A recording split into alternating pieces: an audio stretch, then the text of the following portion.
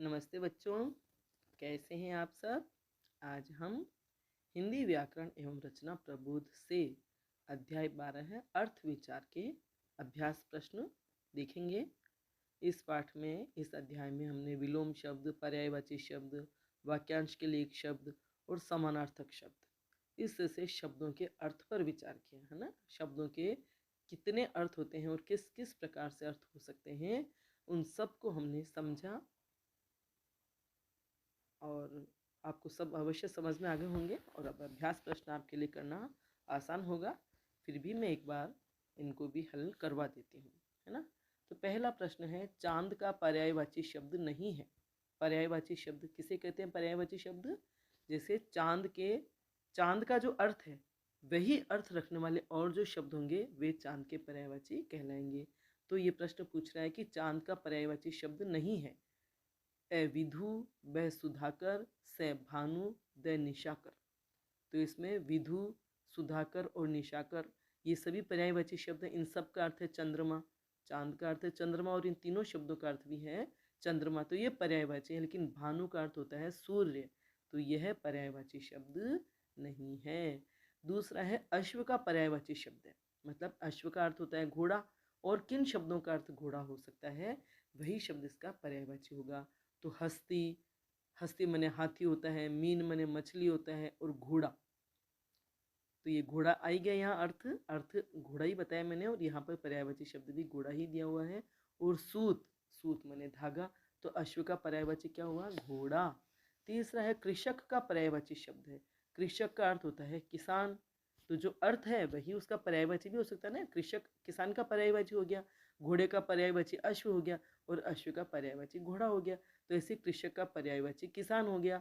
रंक मने गरीब, सन्यासी मने साधु, और वीर जो साहसी होता है ना, हिम्मत वाला होता है। अगला शब्द प्रश्न है 4, आकाश का पर्यायवाची शब्द नहीं है। तो आकाश का अर्थ होगा गगन, है ना। तो इसका पर्यायवाची शब्द कौन सा नहीं है यहाँ? अंबर, गगन, आसमान, पावक। तो अंबर भी आकाश का पर्यायवाची है, गगन पर्यायवाची है, आसमान भी पर्यायवाची है। मतलब चारों शब्दों का एक ही अर्थ होता है आकाश, और पावक का अर्थ होता है अग्नि या आग। तो यह पावक जो शब्द है वह आकाश का पर्यायवाची नहीं है। अगला प्रश्न 5वां, आस्तिक का विलोम शब्द है। अभी तक तो हमने जो 4 प्रश्न किए थे वो पर्यायवाची थे, अब विलोम का मतलब होता है विपरीत अर्थ। आस्तिक का विपरीत अर्थ वाला शब्द क्या होगा? तो आस्तिक का निराशा, नास्तिक, अमृत और विज्ञ। तो आस्तिक का अर्थ होता है ईश्वर में विश्वास रखने वाला है, ईश्वर में आस्था रखने वाला। तो इसका विलोम होगा ईश्वर में आस्था न रखने वाला, तो वह हुआ नास्तिक, है ना। तो आस्तिक का विलोम शब्द हुआ बे नास्तिक। निराशा का मतलब होता है जिसे आशा न हो, जिसकी आशा खत्म हो गई हो। अमृत का मतलब होता है सुधा, पीयूष। विज्ञ का मतलब होता है विद्वान। तो इनके विलोम होंगे, निराशा का होगा आशा, अमृत का होगा विष, और विज्ञ का होगा अज्ञ। और आस्तिक का विलोम शब्द हुआ नास्तिक। ठीक है, चले आगे। आरंभ का विलोम शब्द होगा, आरंभ का विलोम होगा अंत, ए जो है वही इसका विलोम है। और प्रदान का विलोम होगा आदान, पाताल का विलोम होगा आकाश या धरती, और अनिष्ट का होगा इष्ट। ठीक है, तो आरंभ का विलोम हुआ अंत, जो उसका विपरीत अर्थ रखता है। पतन का विलोम शब्द है अयोग्य, अयोग्य का विलोम होगा योग्य। भक्षा का विलोम होगा रक्षक, यश का होगा अपयश, और पतन का विलोम हुआ उत्थान। तो उत्थान का विलोम पतन, और पतन का विलोम उत्थान। पतन मने गिरना, उत्थान मने ऊपर उठना या जीवन में आगे बढ़ना। अगला प्रश्न है, मौखिक का विलोम शब्द है। मौखिक का विलोम होगा, मौखिक मने मुख से कहा हुआ, तो इसके विपरीत अर्थ वाला क्या होगा विलोम शब्द? लिखित। तो मौखिक का विलोम होगा लिखित।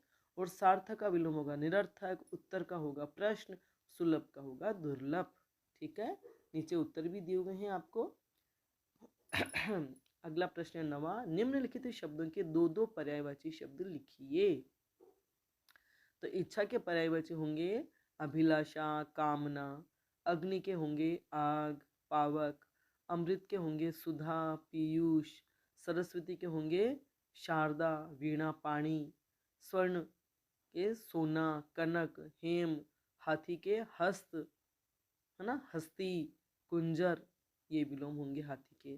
ठीक है, समझ में आए? आपको वैसे 3-3 4-4 ध्यान में रखने चाहिए, क्योंकि अक्सर परीक्षा में 3 या 2 पर्यायवाची और विलोम पूछे जाते हैं। तो प्रश्न नंबर 10 है, पर्यायवाची शब्द किसे कहते हैं, उदाहरण देकर स्पष्ट कीजिए। तो पर्यायवाची शब्द किसे कहते हैं? किसी शब्द का जो एक निश्चित अर्थ होता है, वही अर्थ रखने वाले और कई शब्द हो सकते हैं, तो वे सभी मिलकर पर्यायवाची कहलाते हैं। एक ही शब्द के मतलब समान अर्थ रखने वाले जितने भी शब्द होंगे, वे सब एक दूसरे के पर्यायवाची कहलाते हैं। जैसे इच्छा, इच्छा का पर्यायवाची होगा अभिलाषा या कामना।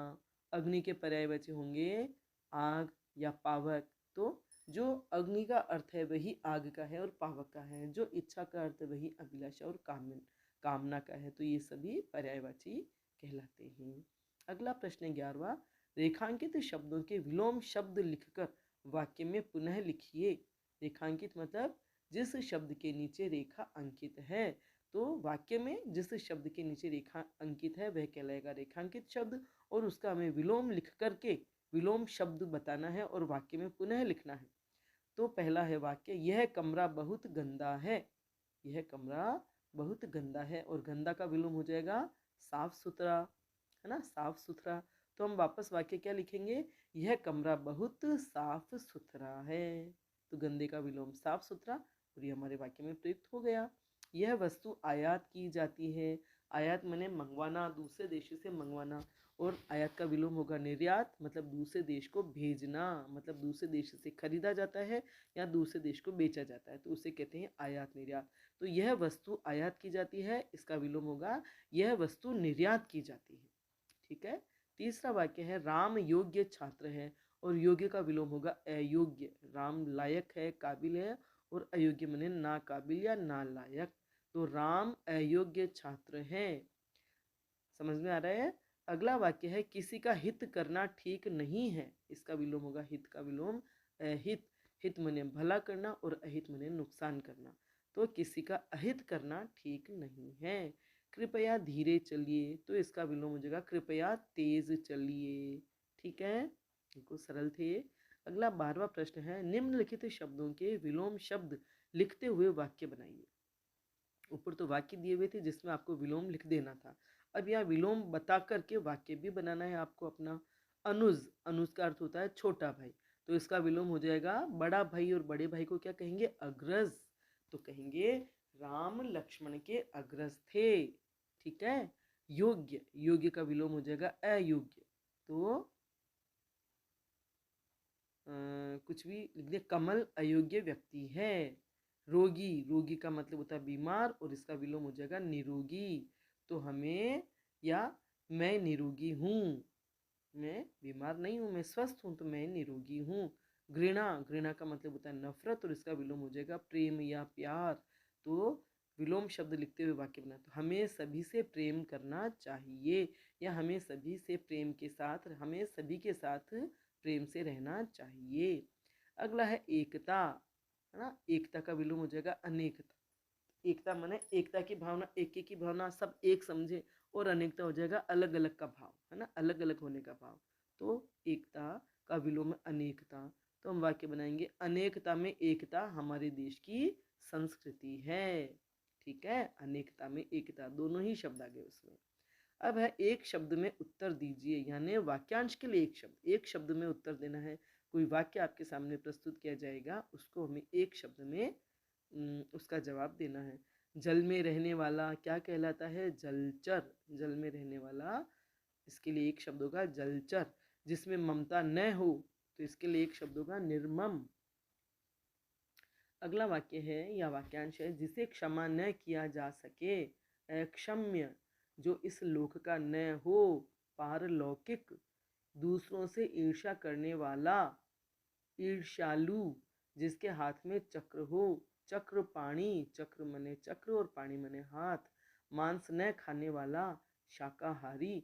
जो ईश्वर में विश्वास रखता हो, तो वह कहलाता है आस्तिक। ठीक है। अब है वापस प्रश्न 14वां, निम्न वाक्यों को पढ़कर एक शब्द में उत्तर दीजिए। मतलब वही वाक्यांश के लिए एक शब्द। राम 2 भाषाएं जानता है, दुभाषिया ना, 2 भाषाएं जानने वाले को कहते हैं दुभाषिया। महेश सदा सत्य बोलता है, तो हम सत्य बोलने वाले को कहते हैं सत्यवादी। हम नगर में रहते हैं, नगरीय या नागरिक। सतीश हर बात जानना चाहता है, तो जिसे हर बात जानने की इच्छा हो या जिसमें हर बात जानने की प्रवृत्ति हो तो वह कहलाता है जिज्ञासु। इस हार की कीमत नहीं आंकी जा सकती, तो जिस वस्तु की कीमत नहीं आंकी जा सकती वह कहलाता है अनमोल या अमूल्य। भूखा व्यक्ति अभी भी तृप्त नहीं हुआ। तृप्त नहीं हुआ मतलब उसका मन नहीं भरा या पेट नहीं भरा, तो वह कहलाएगा अतृप्त। भूखा व्यक्ति अभी भी तृप्त नहीं हुआ यानी वह अतृप्त है। ठीक है, तो सारे प्रश्नों के उत्तर आपको समझ में आ गए, बहुत अच्छे से आपको समझ में आ गए होंगे। जो हमने अध्याय पढ़ा था वो भी बहुत अच्छे से समझाया गया था और बहुत अच्छे से आपको सभी शब्दों के अर्थ समझ में आ गए होंगे। तो वीडियो आपको पसंद आया हो तो लाइक करें, अपने दोस्तों के साथ शेयर करें, मेरे चैनल को सब्सक्राइब करें, बेल आइकन भी अवश्य टच करें ताकि जब भी मैं वीडियो बनाऊंगी उसकी सूचना आपको तत्काल मिल जाएगी। धन्यवाद।